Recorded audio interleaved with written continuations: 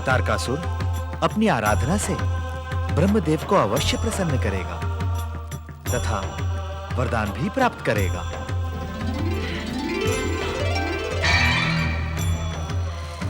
प्रिय पुत्र वधु,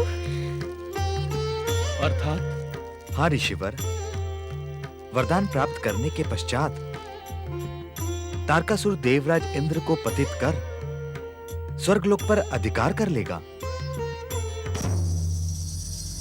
ऐसा अनर्थ ना करें श्री महागणेश। सृष्टि के नियमों को समझने का प्रयास करें देवी अदिति।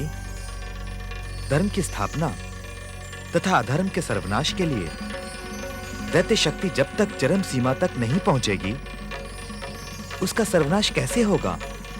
परमदेव, आप तो धैर्य की प्रतिमूर्ति हैं देवी अदिति। आपका उद्विग्न होना उचित नहीं। आप दोनों मेरी कृपा पर आश्वस्त रहें। कुछ समय पश्चात देवराज इंद्र को अपना खोया हुआ स्वर्गलोक पुनः प्राप्त होगा। सुख तथा सफलता पाने के लिए संकट, संघर्ष तथा कष्ट अनिवार्य है। परमदेव महागणेश, मेरी आपसे एक प्रार्थना है। दक्ष पुत्री दीदी, हमें तुम्हारी प्रार्थना का ज्ञान भली भांति है, किंतु हम यहाँ तुम्हारे आह्वान पर नहीं पधारे हैं। इस कारण हम तुम्हारी प्रार्थना का उत्तर भी नहीं देंगे, किंतु महादेव शिव की चेतावनी का ध्यान रखना। यदि तारकासुर ने दुष्कर्म किए तो उसका अंत समय से पूर्व ही निश्चित है। श्री गणेश, श्री गणेश। मैं भक्ति हूँ, भक्त को भगवान के द्वार तक पहुँचाने वाली भक्ति। मैं पूजा हूँ, भक्त के मन में भक्ति की अलख जगाने वाली पूजा। तारकासुर को ब्रह्म आराधना का परामर्श देती है। तारकासुर के भविष्य के लिए शिव दिति को सावधान करते हैं। तारकासुर की तपस्या से उद्विग्न देवताओं द्वारा तप खंडन की आज्ञा मांगने पर देवराज इंद्र ने कहा, आज्ञा नहीं, हम स्वयं आपके साथ चलेंगे। चलो। नारायण नारायण। प्रणाम देवर्षि। देवराज इंद्र, जाने से पहले तारकासुर के संबंध में परमपिता ब्रह्मा जी का संदेश तो सुन ले। हम तारकासुर की तपस्या खंडित ना करें। इसके अतिरिक्त ब्रह्मदेव का और क्या संदेश हो सकता है? देवराज इंद्र, आपका स्वार्थ अनुमान लगाने की कभी भूल नहीं करता। नारायण नारायण। देव ऋषि नारद। गंग गंग गंग गंग गंग। आप सत्य को सुनकर उत्तेजित क्यों हो रहे हैं देवराज? किंतु क्यों न जाए हम तारकासुर की तपस्या खंडित करने? क्योंकि इसका परिणाम आपके हित में शुभ नहीं होगा। क्यों शुभ नहीं होगा देवर्षि? त्रिदेव तथा महाशक्तियां सदैव दुष्टों का पक्ष क्यों लेती हैं? नारायण नारायण, अति उत्तम, सत्य कहा। इसी कारण तो आज आप देवराज हैं। देव ऋषि नारद, ये सत्य है देवराज, ये तो सत्य है। आपकी दुष्टता आपको स्वर्गाधिपति के सम्मानित पद पर एक क्षण भी न रहने देती। ये तो आपके माता पिता के सत्कर्मों का परिणाम है कि आप इस स्वर्गाधिपति के पद पर सुशोभित हैं। देवर्षि, हम ब्रह्मदेव का संदेश मानने को बाध्य नहीं है। नारायण नारायण। देवराज इंद्र, जब आप स्वयं अपने दुर्भाग्य को आमंत्रित करने के इच्छुक हैं, तो इसमें मैं कर भी क्या सकता हूं? परमपिता ब्रह्मदेव का निर्धारित संदेश पहुंचाने का जो मेरा कार्य था, वो पूर्ण हुआ। जय श्री महागणेश।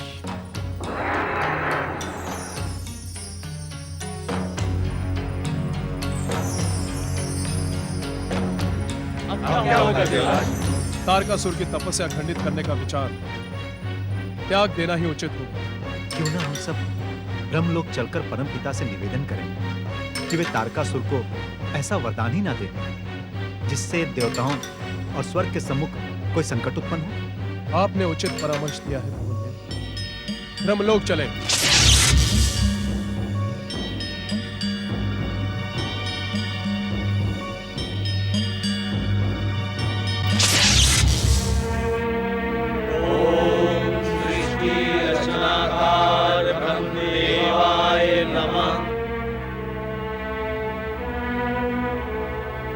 देवराज इंद्र, यदि देवताओं के स्थान पर आप स्वयं देवगुरु बृहस्पति की पाठशाला में जाकर मर्यादा और अनुशासन की शिक्षा पुनः ग्रहण करें तो अधिक उचित होगा। परमपिता, चकित होने की आवश्यकता नहीं है देवराज। आप अपने आदरणीय देवऋषि पूज्य देवगुरु के अपमान का अवसर कदापि नहीं चूकते। इन पर संदेह करना आपका स्वभाव बन गया है।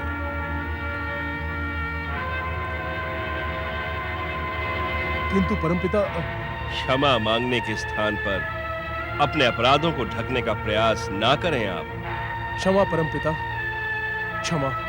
देवगणों, हमें आपके यहां आने का कारण भली भांति ज्ञात है, किंतु नारद ने जो कुछ भी कहा वही सत्य है। तारकासुर की तपस्या को भंग करने का प्रयास ना करें आप। ऐसी स्थिति में तो तारकासुर की तपस्या पूर्ण हो जाएगी परमपिता। तो उसमें अनुचित क्या है? जो भी व्यक्ति कर्म के प्रति निष्ठा और दृढ़ता का पालन करेगा, उसका हर कार्य निश्चित ही पूर्ण होगा। किंतु परमपिता, तारकासुर वरदान पाकर अपनी पितामही दिति की मनोकामना पूर्ण करने के लिए सर्वप्रथम स्वर्ग पर आक्रमण करेगा। हम देवताओं पर एक कृपा करें परमपिता, आप तारकासुर को वरदान देने ही न चाहें। आप सब हमारे कर्तव्यों की नई परिभाषा रचने का प्रयास कर रहे हैं। सच्चे मन से आराधना करने वाले को वरदान देना हमारा परम पावन कर्तव्य है। ऐसी स्थिति में हमारा क्या करना उचित होगा परमपिता? स्वर्ग की सुरक्षा के लिए आप सब भी आराधना और तपस्या को माध्यम बनाकर अपनी दिव्य शक्तियों का विकास करें।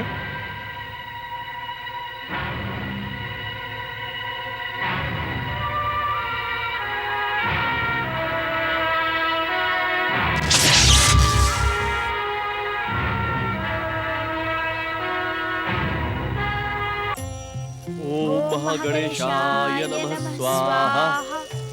ओम महागणेशाय नमः स्वाहा।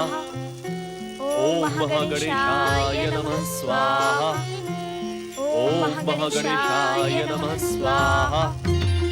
ओम महागणेशाय नमः स्वाहा। ओम महागणेशाय नमः स्वाहा।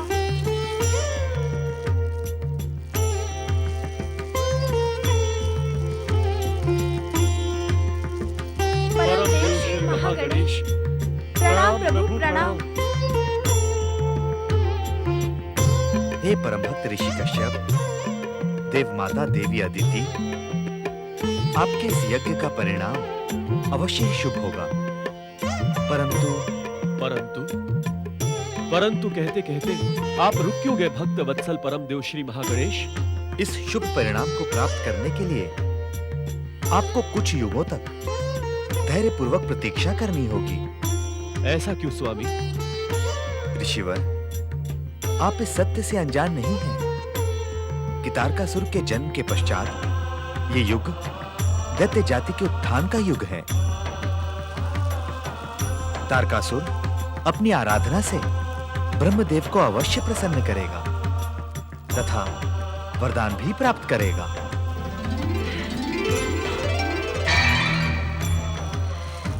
प्रिय पुत्र वधु, अर्थात? हाँ ऋषिवर, वरदान प्राप्त करने के पश्चात तारकासुर देवराज इंद्र को पतित कर स्वर्गलोक पर अधिकार कर लेगा। ऐसा अनर्थ ना करें श्री महागणेश। सृष्टि के नियमों को समझने का प्रयास करें देवी अदिति।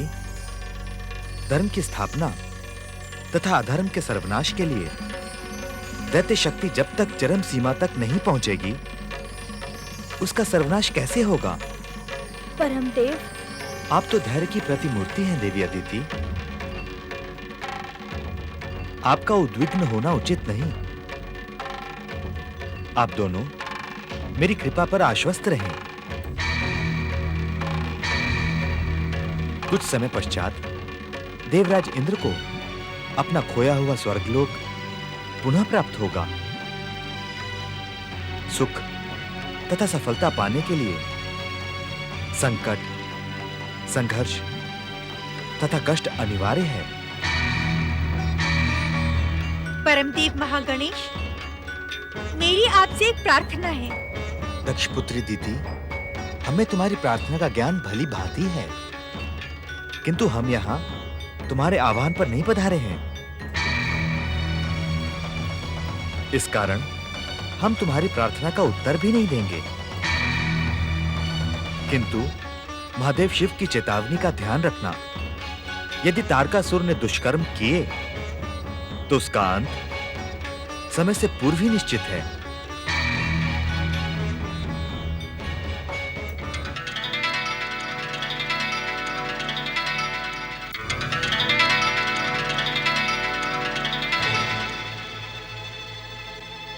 पाखंडी ऋषि, सुन लिया आपने अपने श्री महागणेश की भविष्यवाणी? अब मेरी तारक को वरदान पाने से इस संसार की कोई भी शक्ति नहीं रोक सकती। हाँ?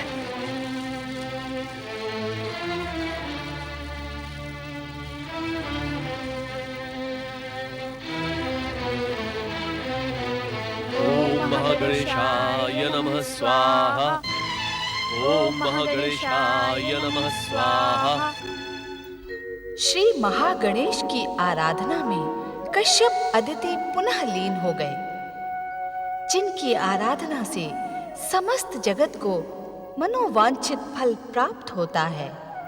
और अश्विन शुक्ल तृतीया के परम पावन दिन शक्ति स्वरूपा जगदम्बा ने हिमालय मैना की पुत्री के रूप में मानवीय अवतार धारण किया।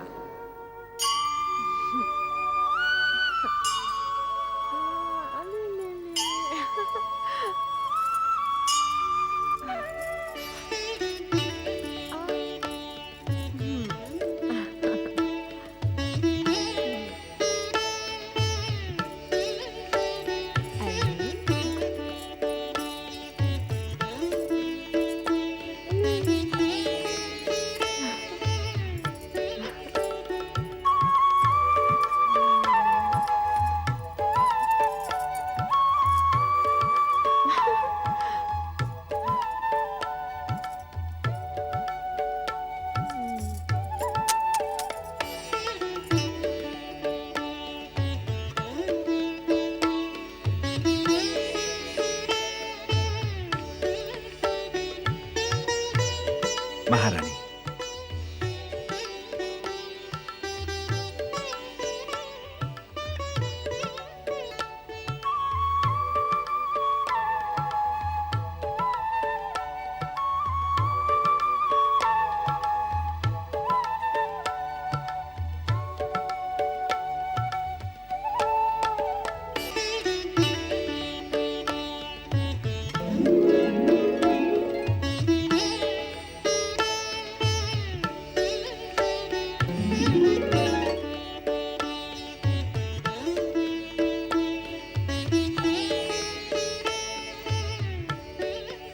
महारानी, आज हम बहुत प्रसन्न हैं महारानी।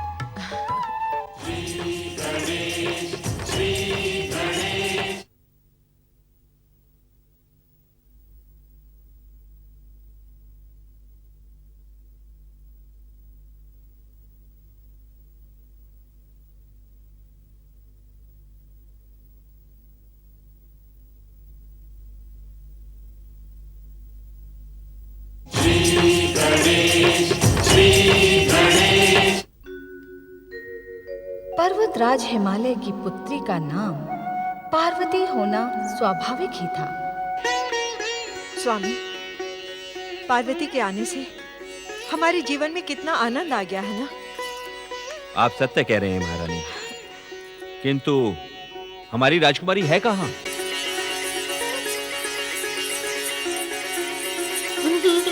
अरे वो आ गई। पिताश्री, पिताश्री। आओ पार्वती, आओ आओ पुत्री, बैठो।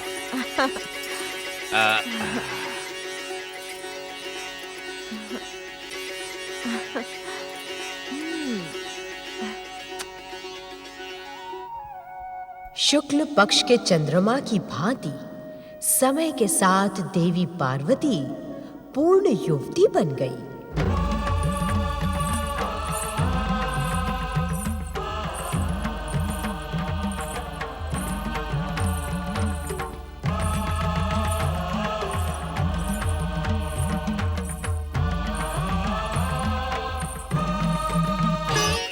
महारानी, पुत्री पार्वती कहाँ है?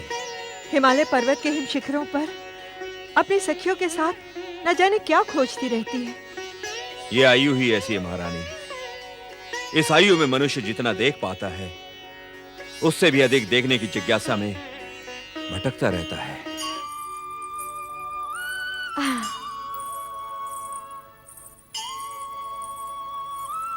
प्रणाम माताश्री, प्रणाम पिताश्री।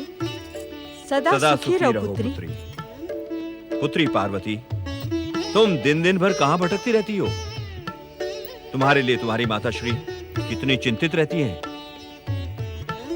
माता तो पुत्री के लिए सदा ही चिंतित रहती है, किंतु सत्य तो यह है पिताश्री कि मैं असीम शांति को हिमालय के हिम शिखरों पर खोजती रहती हूँ। पुत्री, तुम्हें वन के भयानक पशुओं का भय नहीं लगता? तनिक भी नहीं माता। मेरी तो इच्छा होती है कि मैं वनराज सिंह पर सवारी करूं। पुत्री पार्वती, परम देव श्री महागणेश की कृपा से तुम्हारी ये इच्छा भी अवश्य पूर्ण होगी। समस्त चराचर विश्व को वरदान देने वाले परम देव श्री महागणेश परम दयालु हैं।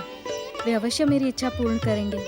पिताश्री, इस समय मैं आपके समीप श्री महागणेश के पूजन की आज्ञा ही मांगने आई थी। पुत्री, परम देव श्री महागणेश की पूजा के लिए आज्ञा कैसी? परम देव श्री महागणेश का नियमित पूजन तो हर जीव का नैतिक कर्तव्य है। आज्ञा दे माताश्री। अवश्य जाओ पुत्री। परम देव श्री महागणेश का स्मरण करने वाले का सदा ही कल्याण होता है।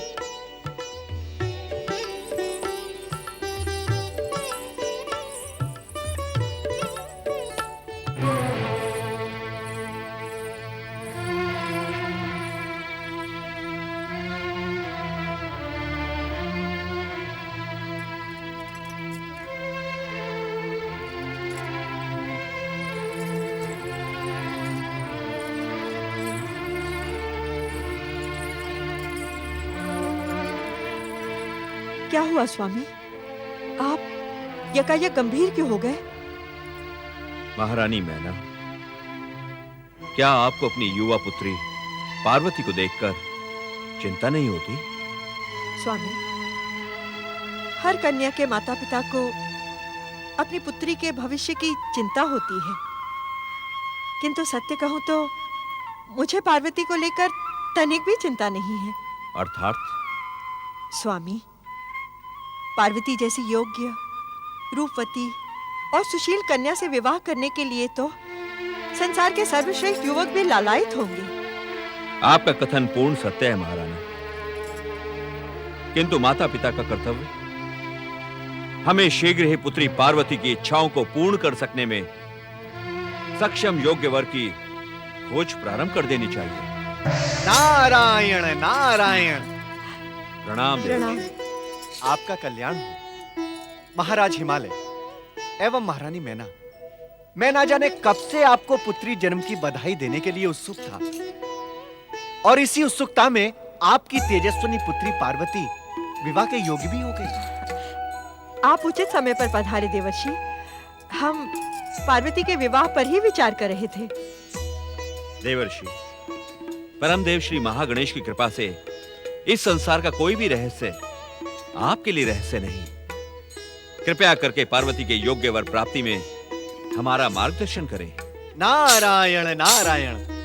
सत्य तो यही है हिमाचल राज हिमालय कि मैं इस समय परम देव श्री महागणेश की आज्ञा पाकर इसी उद्देश्य से यहाँ प्रकट हुआ हूँ, किंतु देवी पार्वती हैं कहाँ? देवर्षि, पुत्री पार्वती तो परम देव श्री महागणेश की नियमित पूजा के लिए गई है। नारायण नारायण।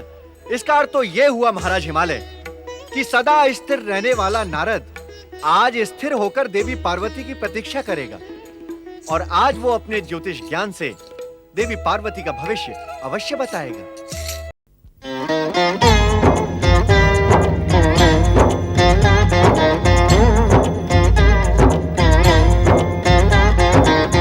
अर्थ समर्थ ये इनसे जीवन, यही है करता यही है कारण। अर्थ समर्थ ये इनसे जीवन, यही है करता, यही है कारण, सारे जगत के भाग्य विधाता, दुख हरता ये है सुखदाता। श्री गणेश, श्री गणेश, श्री गणेश, श्री गणेश, श्री गणेश, श्री।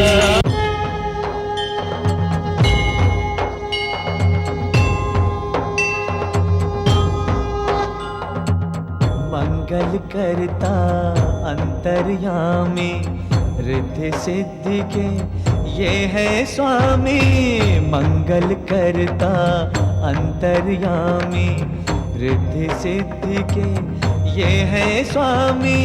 प्रथम पूज्य है, परम देव है, सबके मिटाए कष्ट कलेश। श्री गणेश, श्री गणेश, श्री गणेश, श्री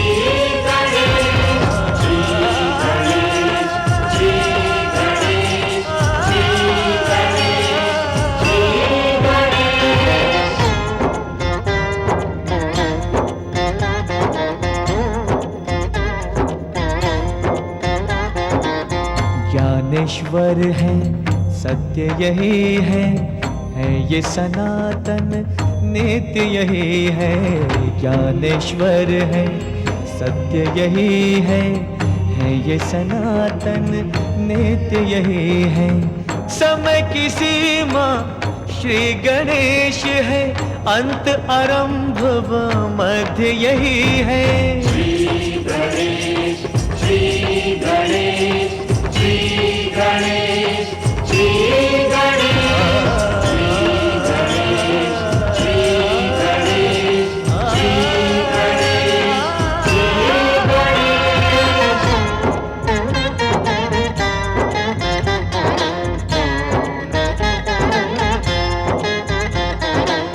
भक्ति की ये देते शक्ति, भय बंधन से देते मुक्ति।